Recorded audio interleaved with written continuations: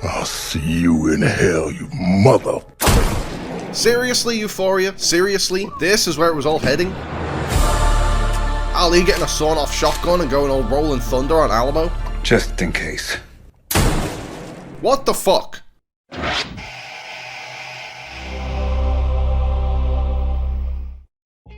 8 weeks ago, I was a die-hard Euphoria fan who couldn't wait to see the new season after 4 years of anticipation. And every Sunday for the past 8 weeks, I've stayed up until 2 in the morning when the new episode of Euphoria dropped on Now TV, and voraciously consumed the latest episode of one of my favourite shows. And for the past 7 of those 8 weeks, I've found myself wondering why I was even bothering to tune in anymore. This wasn't the show I fell in love with, it was something else completely, and that something else was a steaming coil of dog shit. Look at me, Damien. It's all for you.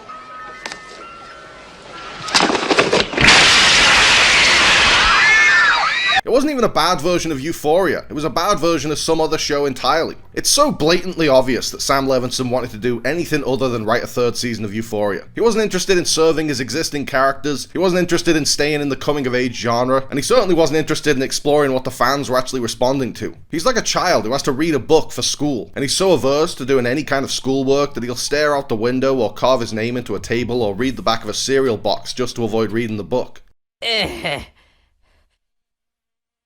I can't do it. Oh, no, you don't, Cartman. HBO dragged him kicking and screaming to finally make the 3rd season of their mega hit show. And with some shitty cock and bull story about OnlyFans and loan sharks and God, he made damn sure they'd never ask him to do a season 4.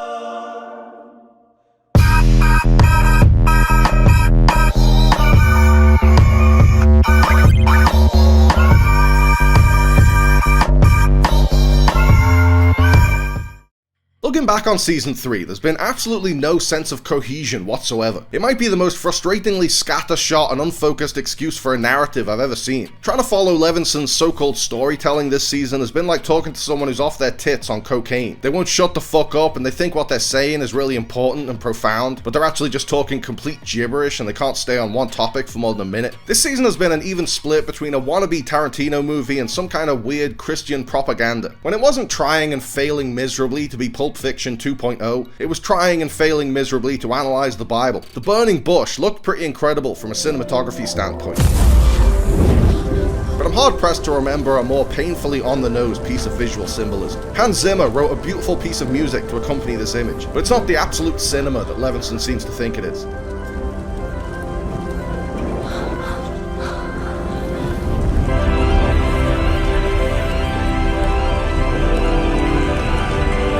Oh, are you fucking kidding me? When the finale posted a feature-length 90-minute runtime, I thought Levinson might finally be allocating some meaningful screen time to his actual main characters, Jules, Cassie, Lexi, all of whom had been massively, bafflingly underserved by the previous 7 episodes. Especially Jules, she might as well have not even existed this season. But nope, that extra half an hour just meant more screen time for Alamo and Bishop and Laurie and Marshawn Lynch and Faye's Nazi boyfriend. Levinson has never been less interested in his main cast than in this feeble excuse for a finale. The Coca-Cola product placement got more screen time than Jules. The 2 nameless sex-trafficking ambulance drivers got more dialogue than the Howard sisters. Cassie and Lexi's chat barely paid any lip service to Nate's death and the apparent cover-up, and they barely had anything to say about Rue's death and how it relates back to their traumatic experiences with their dad's addiction. She was a drug addict. But Lexi has hours and hours to prattle on about the Bible. That fucking Bible monologue is Season 3's answer to Elliot's insufferable song from the Season 2 finale. Feels like you fell right on my head. Gave you away to the wind. I hope it was worth it. You my guitar. Think you may be my only friend. Thank God he didn't come back for an encore, but Lexi's ramblings about the Bible are just as inane and drag the finale down just as much. It's kind of beautiful. A little confusing, but fascinating, and I don't know, it just had me thinking about a lot of stuff. But But the most annoying thing about the finale is its complete disregard for Jules. Jules is one of the most important characters in the show, second only to Rue, but she's gotten less screen time than the ad breaks in season 3. This finale is the length of a movie, and the best it can do for Jules is speed run through an unsatisfying ending. We see Jules paint Rue in hell, then we see that she's still with her sugar daddy, and that all she's learned through her paper-thin conflicts this season is to know her place and serve the man that pays her to love him. Silly me, I thought Levinson might want to dedicate more than a minute to the show's secondary protagonist, and that he might want to give such a beloved character a bit more closure, especially since the absolute character assassination of that Will Smith slap a couple of weeks ago. G.I. Jane 2, can't wait to see it. Wow, dude! It was a G.I. Jane jump. And speaking of character assassination, I never would have guessed where Nate's storyline was going in a million years. The season was clearly built into a big symbolic comeuppance for Nate with all the toe-snipping torture porn, but I never would have guessed he'd be buried alive like Ryan Reynolds and bitten by a rattlesnake.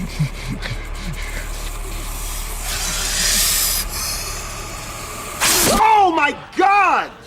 Oh my god, the blood. Okay, never mind. Still, in a roundabout way, it was the ultimate tragic irony for Maddie and Cassie. Even in death, Nate is continuing to wreak havoc on these two women's lives. Maddie indebted herself to Alamo and traded Cassie into sex trafficking to save Nate, and it turned out to be futile because he was already dead anyway. So it's just one last thing that Maddie and Cassie have done for Nate that's backfired and ruined their lives. This is just the beginning. A few weeks ago, I thought Levinson was gearing up to do Lexi's play all over again, and honestly, I would have much preferred that. When Cassie's audition caught Sharon Stone's eye, she tasked Lexi with writing a storyline for Cassie on LA Nights, based on Cassie's own OnlyFans career. Lexi telling a spiteful story about her sister? Where have we seen that before? Wait, is this a fucking play about us?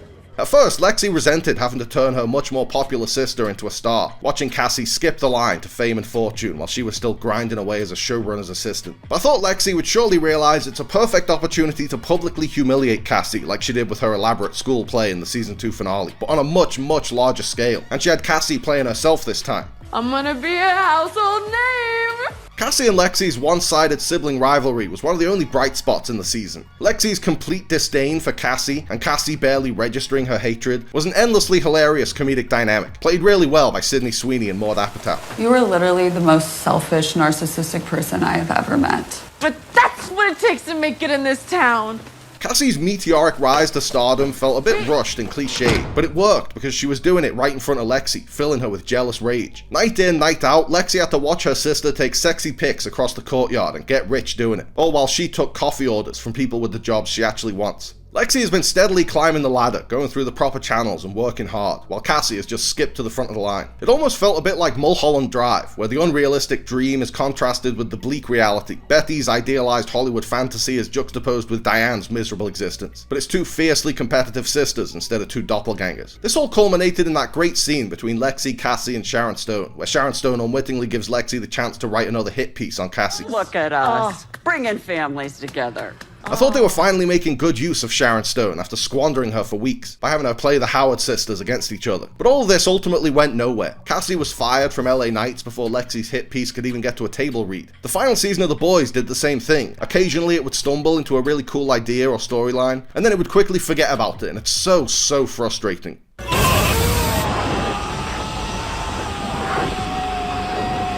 Run. Come in. Hello, you two. Oh my god. That's the whole thing. I do think the Euphoria finale got one big thing really right, the inevitable untimely death of Rue Bennett. When we saw Fezco parkouring his way out of the prison yard, I thought Euphoria was about to lose all credibility. That prison escape looked like something Jason Statham would do in a Fast and Furious movie, but thankfully it wasn't real. It was our first hint that we're entering into a delirious, drug-induced death spiral. That whole montage felt like classic Euphoria. The ethereal cinematography, the hypnotic music, the dreamlike editing, the heartbreaking visual symbolism.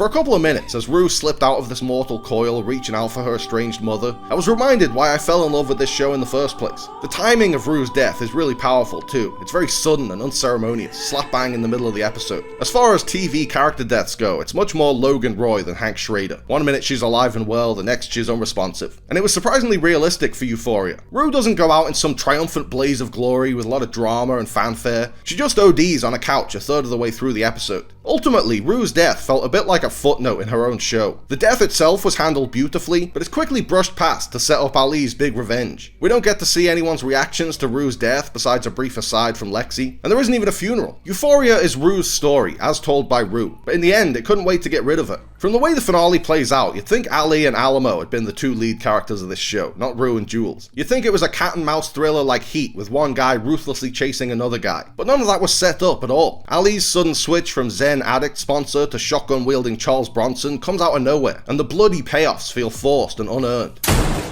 But hot damn if Coleman Domingo doesn't give an incredible performance in this sequence. He puts on a fucking clinic. He keeps you on tenterhooks from the moment he walks into that club to the moment he fires one last shell into Alamo's head for good luck. It's a masterclass in simmering rage and smoldering screen presence. Alamo Brown! Stuck on this. A few years ago, I was obsessed with Euphoria, but after that total shit show of a final season, I can't imagine I'll be looking back on the show fondly. I feel like I just watched 8 hours of gratuitous sex and violence, then got told to go to church. Euphoria has never had much to say. It's always been style over substance. But this last season has been completely empty and superficial and devoid of meaning. It's not just style over substance, it's style in lieu of substance. My biggest takeaway from the series as a whole is that I would be terrified to look at Sam Levinson's search history. Thank you, Rue.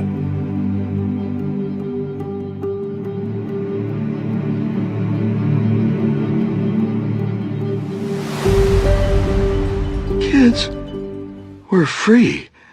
We're finally free.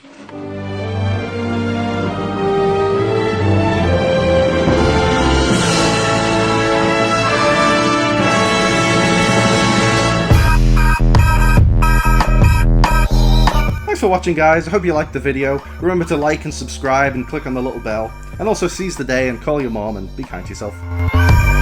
Kicking it all for our son. I'm doing it all.